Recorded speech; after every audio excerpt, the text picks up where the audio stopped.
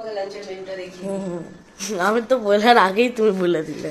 হ্যাঁ, কারণ আমি স্নান করতে গেছিলাম, স্নান করে পুজো টুজো দিয়ে উঠেছি, এবার একটু রেস্ট নেব। তো ভাবলাম চলো তার আগে তোমাদের লাঞ্চের মেনুটা দেখিয়ে দিই। ওর বাবা স্নানে গেছে, ওর বাবা এসে তারপরে খাবার টাবার নিয়ে আমরা বসবো। তো এইদিকে রয়েছে হলো গরম গরম ভাত, তার সাথে ভিন্ডি সিদ্ধ, ভেতরে অনেকগুলো আছে, আজকে সবার জন্য ভিন্ডি সিদ্ধ দেওয়া হয়েছে। এই গেল, তার সাথে হচ্ছে এখানে লাল শাক ভাজা।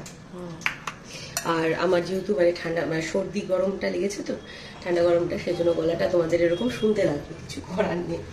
আর তার সাথে এখানে আছে হচ্ছে ডিমের কারি আলু দিয়ে, কিন্তু এটা এই বেলা না, এটা রাতের জন্য করে রাখা রয়েছে। কারণ হচ্ছে এই বেলাতে আছে এই দেখো তেল, ইলিশ মাছের তেল, তার সঙ্গে ইলিশ মাছ ভাজা, একদম ডিম শুদ্ধ হয়েছে, ডিম কিছু কয়েকটা মাছের মধ্যে রেখেছি, আবার কয়েকটা মাছ থেকে বার করে রেখেছি।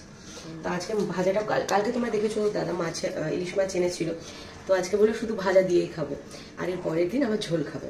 আর এইদিকে লঙ্কা, যেটা তেলের সাথে মানে ভীষণ দরকার, তেল নাহলে খেতে ভালো লাগবে না। আর হচ্ছে বেগুনি, একদম ছোট ছোট মিনি বেগুনি, যেটা একবার করে ভেজে রেখে দিয়ে গেছে নিশা। এটা দাদা স্নান করে এলে পরে ও আরেকবার ভেজে নেবে, ভেজে তারপরে আমরা খেতে বসে যাবো। তো এই হচ্ছে আমাদের আজকে লাঞ্চের মেনু।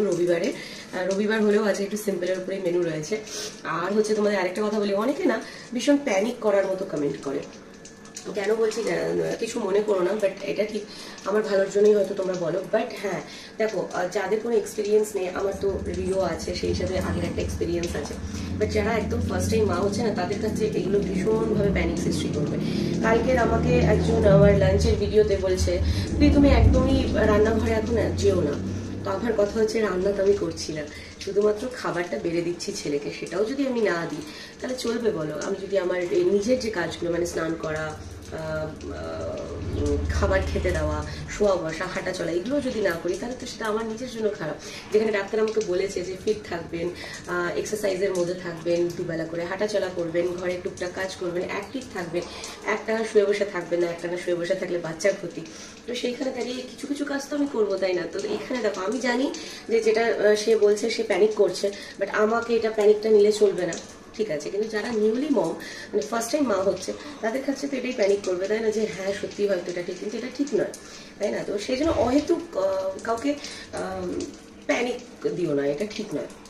তো যাই হোক, চলো, এটা সবার জন্য না, দু একজন যারা যারা বলে তাদের জন্য বলছি। বাট হ্যাঁ, আমি খারাপভাবে বলছি না, জানি হয়তো তোমরা আমার জন্য ওয়ারিড হয়েই বলছো, বাট না, এই ব্যাপারে নিশ্চিন্ত থাকো যে আমি এর খেয়াল সব থেকে বেশি রাখি। হ্যাঁ, তো যাই হোক, এই গেল। তোমাদের লাঞ্চের মেনুকে অবশ্যই কমেন্ট করে জানিও। চল টাটা, এবার আমি একটু শুয়ে রেস্ট নেবো, খানিকক্ষণ পরে লাঞ্চ করবো। টাটা।